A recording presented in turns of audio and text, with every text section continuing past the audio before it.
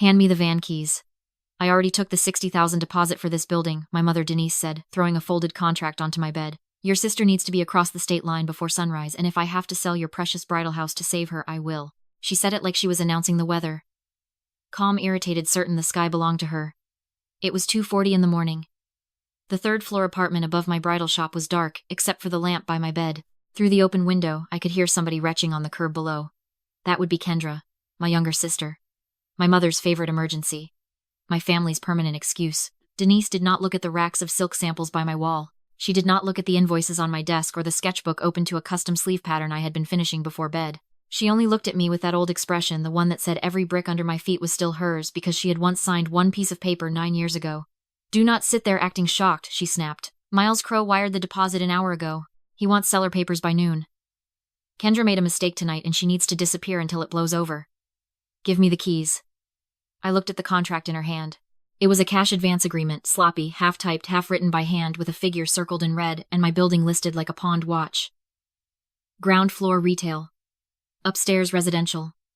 Vale House Bridal. My name was nowhere on it. That should have comforted me. Instead, it made me tired. Outside, Kendra heaved again, then laughed. Even from 3 floors up, I could hear the glassy slur in it. She was not scared. She never had to be scared. My mother did all the fear for her and charged me the bill later. Denise took 1 step closer to the bed. Do not make me drag this out of you tonight, Nora. The van keys. Now. The van. My delivery van was parked in the alley behind the building. Kendra wanted something anonymous, something she could dump 2 counties away and leave me to explain. Denise wanted speed. They both wanted what they always wanted, my labor, my property, my silence. My eyes shifted to the cream wool coat Denise had thrown across my reading chair when she barged in. I knew what was zipped inside the inner pocket, because 3 days earlier, she had stood in my workroom downstairs and barked at me to pair the spare key fob for the new SUV she had bought with the profits from a condo flip that had probably cheated 3 subcontractors and 1 tax office. I had done it because I do all the things people around me are too impatient or too incompetent to do. I had zipped the spare fob into that coat myself when I finished. I looked back at her. Then I stood up, walked to the chair, picked up the coat, and threw it into her arms. Take the coat and go, I said. There is a key in the lining. Her eyes narrowed. That is better. She caught the coat, turned, and stormed out of my room without another word. Her heels hit each stair like a gavel. Guilty. Guilty. Guilty. I followed as far as the 2nd floor landing and stopped in the dark. Below me, the shop lay silent and blue under the moonlight. The front room was lined with wedding gowns in pearl ivory, champagne, and blush, each one sealed in a garment bag with a satin tag. The fitting mirrors caught strips of streetlight through the front windows. The counter where I kept my appointment, book my grandmother old silver shears, and the ledger I still balanced by hand looked almost peaceful. Denise cut through it like a vandal in church. When she yanked the front door open, humid night air rushed in.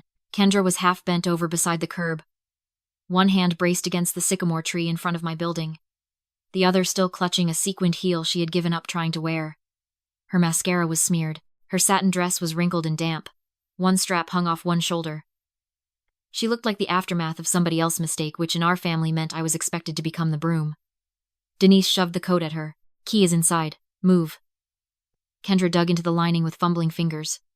A second later, a soft electronic chirp broke the street silence. Not from the alley behind the building. From the black SUV parked right in front of my shop. The lights blinked. The mirrors unfolded. The huge machine woke up with a flash that painted the window glass white. For 1 thin second, I thought Denise might pause, might understand what she was looking at, might realize she was about to put her drunken daughter behind the wheel of her own most expensive possession. But panic makes stupid people feel decisive. Denise just snapped. Fine, take mine. Go. Kendra stumbled into the driver's seat. Denise buckled her in from the passenger side like she was helping a child into a ride at the fair. I stayed in the doorway, shadows, and said nothing.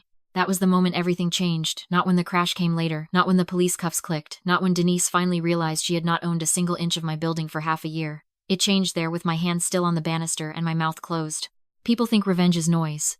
They think it is a speech, a slam, a dramatic door, a shattered dish. But sometimes, revenge is the first quiet your family has never been able to buy from you. The SUV rolled away from the curb too fast.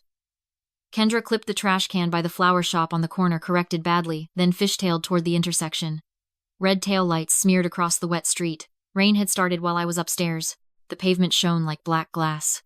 I went back to my room. I picked up the contract Denise had thrown on my bed. I folded it neatly. Then I sat in the chair by the window and waited. The crash came about 40 seconds later. Not a movie explosion. Not anything theatrical. Just a brutal folding sound, metal giving up all at once, then the sharp spray of broken glass and the dying horn of a vehicle that had hit something hard and not one. I closed my eyes. I did not call anyone. On my nightstand sat the framed photo nobody in my family had ever noticed. It was me at 23, standing inside this same building, when it was still a shuttered upholstery store with cracked windows and pigeon droppings on the floor. I had one paint streak on my cheek, and a receipt book in my hand. I had not smiled in that photo. I had looked stunned, like someone who had been handed a country after a war and was trying to figure out where to begin. I bought the building with overtime pay, bridal alteration contracts, and every extra dollar I scraped together after my day job at a department store seam counter. The bank only approved the renovation loan because Denise agreed to co-sign. She has treated that signature like a royal bloodline ever since. In my family there was always a rule. Kendra was the display window. I was the workroom. Kendra got the spotlight, the lashes, the pageant coach, the whitening strips, the little white lie that became a bigger white lie every time she wanted something she had not earned. I got the steaming, the mending, the invoices, the tax forms, the emergency pickups, the rent, the spin. If something beautiful existed in our family, it was built with my hands and worn by her. When our grandmother died, she left me a cedar chest full of antique lace, hand-sewn veils, and old design books from a dressmaker who had worked in Savannah in the 1950s. It was the first inheritance anyone had ever aimed at me with love. 2 months later, I found 3 panels of that lace missing. Denise had sold them to pay for Kendra veneers before a regional pageant. She did not even pretend to feel shame. She told me beauty was an investment, and my old scraps were just sitting there. That was the day I understood the central religion of my family. Nothing that belonged to me if Kendra wanted something more visible. I sat in the dark until dawn. At 6:12, my police scanner app buzzed. Luxury vehicle, single occupant, fled scene collision with concrete median near the river connector. No fatality at scene. Driver gone before patrol arrived. I showered, put on a charcoal dress, tied my hair back, and went downstairs to make coffee in the tiny kitchen behind the fitting room. My shop smelled like starched cedar hangers and steamed satin. The front of the store glowed pale gold as the sun came through the display windows. On the center mannequin stood the gown I had been finishing for a bride named Emily Silk Mikado, skirt, square neckline, detachable sleeves with seed pearls, hand set one by one. It looked clean, controlled, exact, the opposite of my life. I carried my coffee to the office behind the counter, opened my laptop, and signed into the dashboard for the SUV Denise had bought in a burst of vanity 3 months earlier. She had shoved the owner's manual at me the day it was delivered and said, "Set up all the smart garbage. I do not have time for it." So I had. I created the account. I linked the vehicle. I enabled remote access location, history service alerts, and cabin recording. Denise never asked for the login after that because Denise only values systems when they flatter her, never when they record her. The dashboard loaded in seconds. There it was. Trip history. Cabin camera. Impact event. Upload complete. I clicked. Kendra's face filled the screen, washed pale by the dashboard lights. Her eyes were half closed. She was laughing to herself and talking to the windshield like it was a friend at a bar. "Look at me," she said. "Mom's giant black tank. Nora is probably upstairs hugging a curtain and pretending she owns that building." She reached over, lifted a bottle, and took a swig. I paused the video and stared at the timestamp.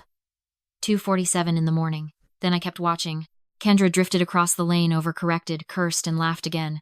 She said she would be in Charlotte by breakfast if the old witch at the toll booth did not stop her first. A second later, the wheel jerked. The camera shook violently. Then came the impact, a white burst, the snapping boom of airbags and dead static. I saved the file to my hard drive, then to a cloud folder, then to a small metal flash drive I kept in my desk for the moments in life when trust felt especially stupid. After that, I crossed to the fire safe beneath the pattern table in my workroom. I spun the dial and took out a blue folder. Inside was the document Denise had forgotten the moment she signed it. 6 months earlier, a tax lien had threatened one of her favorite condo games. She stormed into my shop, demanding I refinance the renovation loan on the bridal house and remove her from any paper connected to the property because she did not want creditors or tax investigators tracing assets through her name. She called it temporary. She called it smart. She did not read a single page. She signed where I pointed because I had earned that much faith by always fixing the mess she made. The quitclaim deed was clean, stamped, certified, and recorded with the county. Denise had transferred every remaining interest she had in the building to me, sole owner Nora Vale. Not co-owner. Not shared interest. Not family property. Mine. She knew she had signed something. She just never imagined it mattered more than her own mythology. My phone buzzed while I was still holding the folder. "Denise." I answered on the third ring. Her voice came out cold and level the way it always did when panic had advanced past shouting and entered strategy. "Get downtown now," she said. "Harbor Mutual, 12th floor. Bring identification and the building file." "Why would I do that?" "Because if you do not, Miles Crow is going to believe you stole his deposit and left me holding the bag. We are fixing the car claim and the closing this morning. Wear something decent, and do not be slow." The line went dead. I stood there a moment longer, the blue folder in one hand, the flash drive in the other, and felt something settle inside me like concrete finally curing. Then I dressed for a meeting. I wore a cream silk blouse, a fitted black skirt, and the pointed heels Denise once told me were too severe for a bridal shop owner. I wanted severe. I wanted every click of my shoes to sound like punctuation. Harbor Mutual occupied 12 floors of a glass tower downtown. By the time I arrived, the rain had cleared and the city looked scrubbed and expensive. Denise was waiting in the lobby outside the elevator bank in a navy suit with pearl earrings and the expression of a woman trying to control a room before the room had even seen her. She took one look at me and frowned. "You look smug." "I look awake," I said. She grabbed my wrist hard enough to bruise and dragged me toward a corner by the elevators. "Listen, carefully. The car was taken without permission by you. You panicked. You hit the median. You ran. The insurer pays. Crow gets his money. Then you sign the seller authorization, and we move on." I stared at her hand until she let go. "You want me to confess to theft and fraud before breakfast?" I said. She smiled without warmth. "I want you to stop behaving like a martyr over a building that exists because I once helped you get it. Kendra had a bad night. Family handles bad nights." There it was. The emergency tax. That was my name in the ledger of our family. Whenever Kendra detonated her life, a charge appeared against mine. We stepped into the elevator. Denise fixed her lipstick in the mirrored wall as though she were heading to a luncheon instead of a felony. The conference room on the 12th floor was all glass, steel, and chilled air. At the head of the table sat a senior claims examiner from Harbor Mutual, with a neat gray suit and dead tired eyes. Near the windows stood Miles Crow. He was taller than I expected, broad-shouldered, immaculate, and so still he made Denise's frantic smile look cheap. Beside him sat a closing attorney with a notary stamp and a stack of transfer papers clipped together. Kendra was in the corner with oversized sunglasses and a scarf wrapped around the bruise on her forehead. The claims examiner introduced himself as Mr. Hale. Then he slid a form toward me without smiling. "Mrs. Vale has reported that her vehicle was taken without consent by a household family member," he said. "Because the policy excludes Miss Kendra Vale as a driver, we will need a signed statement from the person who took the vehicle and a recorded confirmation from the policyholder." Denise leaned into the opening like an actress hearing her cue. "It breaks my heart," she said softly. "Nora has always had resentment issues. She borrowed the keys from my coat, took the vehicle, and fled after the accident. I only want to keep this from destroying her life." Kendra made a tiny noise behind the glasses, half cough, half laugh. She was enjoying this. Even hungover, even shaken, she was still certain the script would land the way it always did. Nora absorbs. Kendra survives. Mr. Hale turned to me. "Ms. Vale." Denise slid a pen across the table. "Sign the statement. Then we finish the deed work. There is no reason to make this uglier." I did not touch the pen. Instead, I looked at Miles Crow. "So, the deposit was real," I said. His gaze did not move. 60,000, he said. "Paid last night against a same-day close. Your mother represented herself as authorized seller." Denise cut in at once. "Because I am authorized. I have been on that property from the start. Nora knows that." The closing attorney cleared his throat and tapped the papers clipped in front of him. "We have a seller affidavit prepared," he said. "Once insurance is sorted, we can finalize ownership transfer this afternoon provided all parties sign." All parties. There it was. Denise had stacked both traps in one room. First make me admit to taking the SUV, then force me to bless the sale of my own building to cover the hole she had dug for Kendra. I folded my hands in my lap and gave her exactly what she had never understood.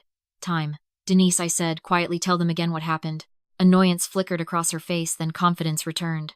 She straightened in her chair and repeated it with more detail because liars always think extra detail is what makes a lie legal. "Nora took the SUV without permission from my coat pocket," she said.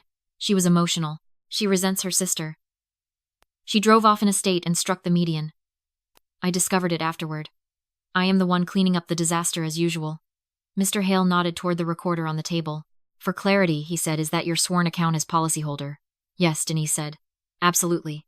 And you maintain you are authorized to sell the building listed in this deposit agreement?" "I do," Denise said, turning toward Crow with a brittle smile. "My daughter is difficult, but she does not get to hold the family hostage over paperwork." There it was. Committed. Spoken. Recorded. I reached into my bag, took out the flash drive, and slid it across the polished table toward Mr. Hale. "Before I sign anything," I said, "I think you should watch the cabin recording from the vehicle." The room went still. Even Kendra stopped shifting in her seat. Mr. Hale plugged the drive into his laptop. When the video opened, the sound of Kendra's own voice filled the glass room. "Look at me. Mom's giant black tank. Nora is probably upstairs hugging a curtain and pretending she owns that building." Kendra's face drained white beneath the sunglasses. Denise inhaled hard enough to show all the work she had done, pretending to breathe normally. The bottle lifted in the frame. The slur. The weave of the wheel. Then the impact. Mr. Hale paused the footage and looked first at Kendra, then at Denise. Ms. Vale is clearly operating the vehicle, he said. And by your own policy file, she is an excluded driver. This statement is fraudulent on its face. Denise recovered first because she always mistook volume for power. That file is manipulated, she snapped. Nora handles computers. She can fake anything. I set the blue folder down in front of the closing attorney. The kind filed with the county. He opened it. His eyes moved across the first page, then back to the seal, then to the second page, the notary page, the recording stamp, the grant language. What is this? Denise said sharply. The attorney answered before I could. It is a recorded quitclaim deed, he said. Executed 6 months ago. Denise Vale conveyed all interest in the property known as Vale House Bridal to Nora Vale, sole owner. The room changed again, this time harder. Crow pushed off the wall and came to the table. He took the deed from the attorney and read it himself slowly, the way men read documents that have just changed the price of their mourning. No, Denise said. No. That was loan paperwork. Temporary refinancing garbage. I never gave up ownership. You did, I said. You demanded I refinance because you were dodging a tax lien and a civil judgment. You wanted your name off every asset you could reach. I gave you exactly what you asked for. You signed every page without reading them. Denise looked at me as if a chair had started talking. You tricked me. I met her eyes. You used me for 20 years. I used your impatience once. Kendra jerked upright so fast her chair screeched across the floor. You stupid witch, she hissed at me. You knew last night. You knew. Of course I knew, I said. I knew when you took the SUV. I knew when you put that bottle to your mouth. I knew when you hit the median. And for the first time in my life, I did not run outside to stop you. Mr. Hale stood up. His voice when it came was no longer bored. Mrs. Vale, this company has a special investigations unit and an on-site liaison with city police. You have submitted a false theft narrative, attempted to conceal operation by an excluded driver, and made material misrepresentations in a claim proceeding. He turned to Kendra. And you left the scene of a collision. Crow still had the deed in his hand. So the building is not yours, he said to Denise. Denise was blinking too fast now. Miles, listen, this is family confusion. She is emotional. I can still get you the property. She just needs to sign. I do not need to sign anything, I said. I own the building. You took his deposit for property you did not have the right to sell. Crow looked at the cash advance agreement Denise had shoved into my life a few hours earlier. Then he looked back at her. His expression did not change. It just emptied. You sold me air, he said. She rounded on me with a face I recognized from childhood, the real one, the one she wore before company arrived. You ungrateful little parasite, she spat. Everything you have came through me. That shop, those dresses, that building, every inch of it came through me. You were nothing until I signed for you. I stood up slowly. No, I said. What came through you was permission. What came through me was the work. There is a difference. The police liaison arrived with 2 uniformed officers less than 4 minutes later. Mr. Hale did most of the talking. Fraudulent statement. Excluded driver. Collision and flight. False theft narrative. Pending report. Kendra started crying the moment one officer asked her to remove the sunglasses. Denise tried outrage first, then maternal collapse, then threats. None of them worked. Crow said almost nothing. He just watched Denise the way a banker watches a fire move toward a stack of bonds. As the officers guided Kendra toward the door, she twisted around and screamed that I had ruined everything. I did not answer her, because that was the one lie in the room that did not belong to me. When Denise was finally led past me, she stopped and hissed in my ear low enough for only me to hear. You always were bad luck, Nora. I felt nothing at all. That was the best part. I leaned in just enough to return the courtesy. No, I said. I was the one who kept your luck alive. And I am done. Then she was gone. By noon, I was back inside Vale House Bridal. The city smelled of wet pavement and magnolia leaves. Sunlight had moved across the front windows and settled over the display platform by the entrance. I unlocked the door myself, stepped inside, and turned the sign from closed to by appointment. Upstairs, the apartment still held the shape of the night, the tossed blanket, the cold cup by the bed, the folded contract on the chair. Downstairs, everything was as I had left it, rows of gowns waiting to be chosen by women who still believed their lives were about to begin in white. Maybe some of them were right. I walked to the center of the shop and laid my hand on the counter. Beneath the glass top sat a strip of old lace from my grandmother's cedar chest. The last piece Denise had not managed to sell, pale as moonlight, stubborn as bone. I had framed it there years ago to remind myself what survived when greedy hands got tired. Then I opened the appointment book. At 1:30, I had a fitting for Emily.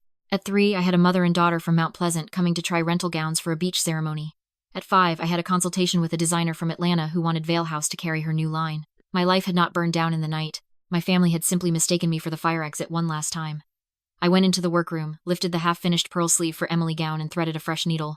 The shop was quiet, except for the hum of the pressing station and the soft whisper of traffic outside. For the first time in years, that quiet did not feel lonely. It felt owned. I did not ruin my mother. I did not destroy my sister. I did not set a single wheel in motion that they were not already shoving downhill with both hands. I just stopped standing at the bottom to catch it. If your family ever treated your life like the emergency fund for their worst choices, tell me in the comments. If you believe respect matters more than blood, please like this video.